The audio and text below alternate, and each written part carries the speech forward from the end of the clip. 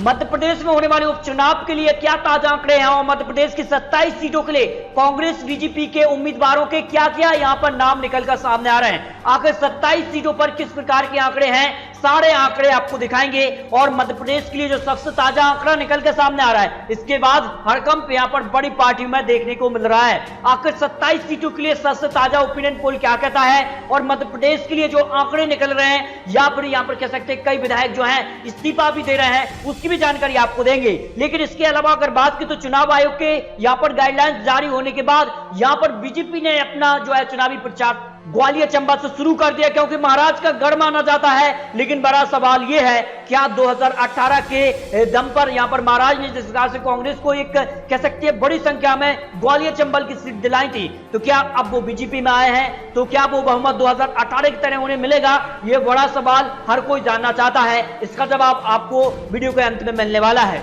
तो बड़ा सवाल है, क्या कांग्रेस की वापसी या फिर बरकरार रहेगी बीजेपी? कांग्रेस प्रत्याशी के क्या क्या यहां पर नाम यहां पर निकल कर आ रहे हैं, किस विधानसभा सीट से किसको यहां पर टिकट मिलने वाला है, तो बीजेपी से कौन बड़े उम्मीदवार इन 27 सीटों पर उतरने वाले हैं? क्या यहां पर कैबिनेट मंत्री में जिन्हें दर्जा मिला है या फिर जिन्हें मंत्री बनाया गया है उनको यहां पर बीजेपी टिकट देगी, या फिर जो यहां पर कह सकते हैं कुछ अन्य विधायक जो है बीजेपी के जो पहले इन सीटों पर हार चुके हैं, क्या बीजेपी इनको टिकट देगी? या फिर कांग्रेस से बीजेपी में जो लगातार यहां पर विधायक आ रहे हैं, क्या बीजेपी इनको चुनावी मैदान में उतारने वाली है? इस पर आपको सटीक सर्वे यहां पर दिखाएंगे। मध्य प्रदेश की जनता और जो नया सर्वे यहां पर निकला है, इसमें दल बदल नेताओं को खास तौर पर जनता में नाराजगी यहां पर दिखाई दे रही है, जो सर्वे यहां पर निकला है। इसके अलावा अगर बात करें तो जिस प्रकार से लगातार कांग्रेस को भी बड़े झटके हैं, क्योंकि कांग्रेस से लगातार यहां पर विधायक जो है बीजेपी ज्वाइन करते जा रहे हैं, इसके बाद क्या कुछ होने वाला है। लेकिन चुनाव आयोग बहुत जल्द इन 27 सीटों पर चुनाव के लिए यहां पर तारीखों का ऐलान कर सकता है।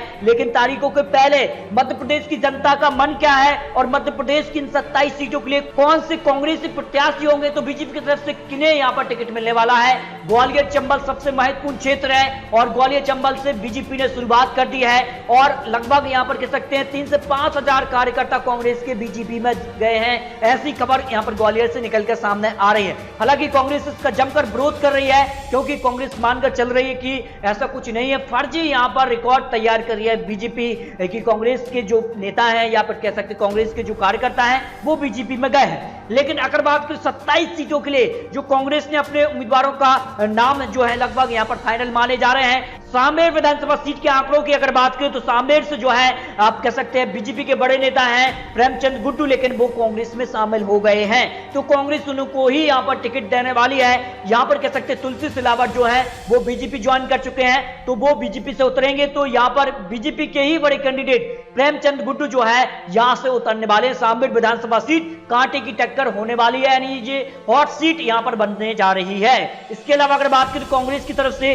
बदनावर सीट के लिए कौन कौन से प्रत्याशी चुनावी मैदान में हो सकते हैं, इनके नाम है, लेकिन एक नाम पर ही यहां पर सहमति बनेगी। मनोज गौतम, कुलदीप बुंदेला, आशीष धागड़, ध्रुव नारायण सिंह में से किसी एक को टिकट यहां पर मिलने वाला है। यानी कांग्रेस यहां पर अपने बड़े कैंडिडेट के नाम यहां पर लगभग फाइनल कर चुकी है। सुभाष से अगर बात की तो राकेश पाटीदार, ओम सिंह यहां पर भाटी, मनोज मुजावदिया को यहां पर टिकट मिल सकता है। हाट पिपलिया सीट की अगर बात की तो यहां पर राजवीर सिंह बघेल, अशोक कप्तान में से कांग्रेस किसी एक को टिकट देने वाली है। आगरा मालवा की अगर बात की तो विपिन वानखेड़े, राजकुमार गोरे के यहां पर नाम सामने आ रहे हैं। इसके अलावा अगर मेहगांव से हेमंत कटारे, चौधरी राकेश सिंह का नाम सामने है। इसके अलावा अगर यहां पर सांची से बात करें तो किरण अहरवार, मालवीय, मदन चौधरी, प्रभात चावड़ा, बलवंत साक्य का नाम यहां पर सामने आ रहा है। सुर्गी विधानसभा सीट हॉट सीट बनी हुई, क्योंकि यहां पर कह सकते हैं बीजेपी से अब बड़े कैंडिडेट यानी यहां पर गोविंद सिंह राजपूत चुनावी मैदान में उतरेंगे बीजेपी तरफ से। तो यहां पर कह सकते हैं कांग्रेस को यहां पर अरुण चौबे, भूपेंद्र सिंह मोहासा, कमलेश साहू, जीवन पटेल में से किसी एक को चुनना होगा, जिनमें सबसे बड़ा नाम अरुण चौबे जो कि यहां पर कह सकते हैं गद्दावान नेता माने जाते हैं कांग्रेस की तरफ से, वो कहीं ना कहीं इनको यहां पर कह सकते हैं गोविंद सिंह राजपूत के सामने उतारा जा सकता है। ये एक बड़े नाम कांग्रेस की तरफ से है। मुंगावली विधानसभा सीट की अगर बात करें प्रद्युमन दांगी, यहां पर विजय प्रताप सिंह उर्फ यहां पर अनु राजा का नाम सामने है। यहां पर अगर बात करें तो अशोकनगर से आशा दौरी का नाम सामने है, त्रिलोक अहरवार और रमेश इटोरिया का नाम सामने निकलकर आ रहा है। गोवा विधानसभा सीट की बात की तो मेघाराम जाटव, अनीता चौधरी, संजू जाटव, नाम नारायण इंटोरिया का नाम यहां पर सामने निकलकर आ रहा है। जौरा विधानसभा सीट के आंकड़ों की बात करें तो कांग्रेस की तरफ से बड़े नेता यहां पर मानवेंद्र सिंह गांधी, पंकज उपाध्याय, सुनील शर्मा में से किसी एक को टिकट मिलना तय माना जा रहा है। मुरैना के आंकड़ों की बात करें तो रामनिवास रावत, बलवीर दंतोड़िया, राकेश मावई, प्रहलाद प्रताप, दिनेश गुर्जर का नाम यहां पर सामने है।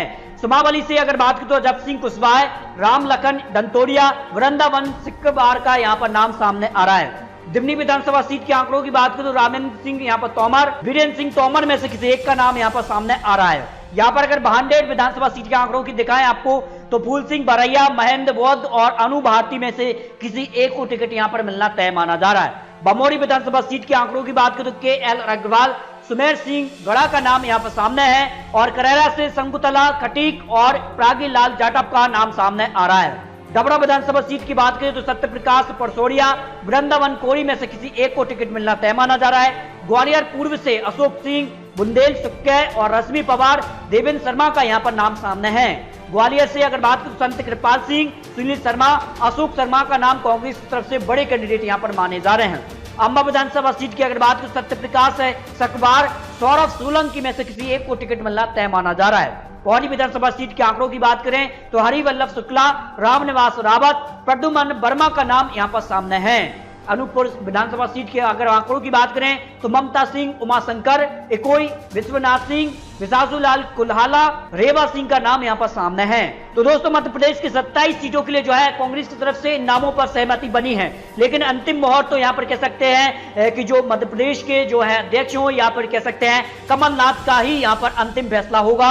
आखिर इन 27 सीटों में से किनको यहां पर टिकट देने वाले हैं कांग्रेस की तरफ से। इसके अलावा अगर बात करें तो मध्य प्रदेश के लिए बीजेपी का क्या यहां पर प्लान तैयार किया है। बीजेपी ने जो है प्लान तैयार कर लिया है, क्योंकि बीजेपी चाह रही है कि कम से कम यहां पर कह सकते हैं 22 विधायकों में से ज्यादा जो है बीजेपी इन 27 सीटों में से इन्हीं कह सकते हैं कांग्रेस से आए बीजेपी में जो विधायक हैं इन्हीं को यहां पर कैंडिडेट बनाए, क्योंकि लगातार जो है कहीं ना कहीं कांग्रेस से बीजेपी में कई बड़े नेता आ रहे हैं। इसका फायदा मध्य प्रदेश उपचुनाव में मिलने वाला है बीजेपी को क्या, ये बड़ा सवाल है, क्योंकि जनता कहीं ना कहीं ये समझ चुकी है और जनता क्या मध्य प्रदेश में इन 22 विधायकों को ही अगर यहाँ पर बीजेपी जो है टिकट देती है तो क्या कुछ आंकड़े मध्य प्रदेश के लिए बनने वाले हैं, ये जनता तय करेगी। लेकिन क्या कुछ आंकड़े मध्य प्रदेश के लिए है, खबरों की माने तो यहाँ पर कम से कम 15 से 20 विधायकों को बीजेपी इन 27 सीटों के लिए इन्हीं उम्मीदवारों को यहाँ पर टिकट दे सकती है। लेकिन 2018 में क्या कुछ आंकड़े मध्य प्रदेश की 230 विधानसभा सीटों में से अगर बात करें तो कांग्रेस के पास थे 114 विधायक, बीजेपी 109, एसपी 2 और यहां पर एसपी 1 और अन्य के खाते में यानी 4 निर्दलीय विधायकों ने इन 230 विधानसभा सीटों में से इतनी सीट हासिल की। लेकिन बड़ा सवाल यह है, क्या मध्य प्रदेश में कांग्रेस की वापसी या फिर बरकरार रहेगी बीजेपी? इस पर बड़े आंकड़े क्या निकलकर सामने आ रहे हैं। यानी मध्य प्रदेश की इन 27 सीटों के लिए जो आंकड़े बन रहे हैं, यानी कांग्रेस को अपने दम पर अगर सरकार बनानी है तो 27 सीटों में से 27 सीट और चाहिए, तब जाकर वो 116 का आंकड़ा प्राप्त कर सकते हैं। लेकिन इसके अलावा कांग्रेस के लिए एक और आंकड़ा निकल रहा है। अगर कांग्रेस यहां पर कह सकते 15 से 20 सीट भी हासिल कर लेती है तो वो आंकड़े तक पहुंच रही है जो बीजेपी के पास आंकड़ा था, जो बीजेपी ने गेम प्लान तैयार किया था। इस प्लान के तहत जो है कांग्रेस भी बीजेपी सरकार गिरा सकती है, क्योंकि बीजेपी में कई बड़े नेता अब यहां पर शामिल हो चुके हैं और बीजेपी में भी खटास अब कहीं ना कहीं दिखाने लगी है, ऐसे बड़े एक्सपर्ट लोग मानते हैं। बीजेपी को ज्यादा सीट नहीं चाहिए और बीजेपी जो है इस उपचुनाव को आसानी से जीत भी सकती है। अपने दम पर 9 सीट चाहिए उन्हें, जो बहुमत है अगर 112 का जो बहुमत फिलहाल है उन्हें सिर्फ 4 सीट चाहिए, 116 के आंकड़े तक पहुंच जाते हैं। इसके अलावा 4 सीटों पर बड़ा मुकाबला माना जा रहा है, यानी मध्य प्रदेश के लिए काफी कुछ अब इन 27 सीटों में तय होगा, क्योंकि मध्य प्रदेश में जिस प्रकार की स्थिति है ये आने वाले चुनाव को लेकर भी काफी कुछ बयां करती है। क्योंकि आने वाले चुनाव में अगर बात करें तो पश्चिम बंगाल, इसके बाद उत्तर प्रदेश, गुजरात, पंजाब, कई तरह के ऐसे विधानसभा चुनाव है। क्योंकि मध्य प्रदेश में अगर कहीं ना कहीं कुछ नया देखने को मिला तो फिर आने वाले विधानसभा चुनाव में भी काफी कुछ असर देखने को मिलेगा। तो मध्य प्रदेश के लिए 27 सीटों पर उपचुनाव होना है, तो आपके हिसाब से मध्य प्रदेश की 27 सीटों में से बीजेपी को कितनी सीट मिल सकती हैं? अगर आंकड़ों की माने तो बीजेपी सिर्फ एक सीट पर ही जीत सकी थी इन 27 सीटों में से, क्योंकि कह सकते 25 विधायक जो है वो कांग्रेस से बीजेपी में आए हैं, तो एक विधायक कांग्रेस का निधन भी हुआ। इस कारण से 26 सीट ऐसी हैं जो कांग्रेस की 2018 में थी, यानी बड़ा झटका यहां पर कांग्रेस को दिया है बीजेपी ने, क्योंकि विधायक यहां पर बीजेपी में आ गए हैं। तो ऐसे में आपको क्या लगता है बीजेपी को कितनी सीट इन 27 सीटों में से मिल सकती हैं? इसके अलावा कांग्रेस को इन 27 सीटों में से कितनी सीट उपचुनाव में मिलने वाली है, क्योंकि 26 सीट कांग्रेस 2018 में जीत चुकी है। एक सीट जो है बीजेपी ने 2018 में जीती थी और वो विधायक निधन के कारण खाली है। ऐसे में बीजेपी सिर्फ एक सीट 2018 में, तो कांग्रेस 26 सीट 2018 में जीती थी। तो दोस्तों आपको क्या लगता है, क्या मध्य प्रदेश उपचुनाव में जो है बीजेपी की बरकरार रहेगी सरकार, या फिर कमलनाथ की वापसी होने वाली है? आखिर वापसी होने वाली है तो कितनी सीटों के साथ वापसी होगी, इस पर अपनी राय कमेंट बॉक्स में रखिए।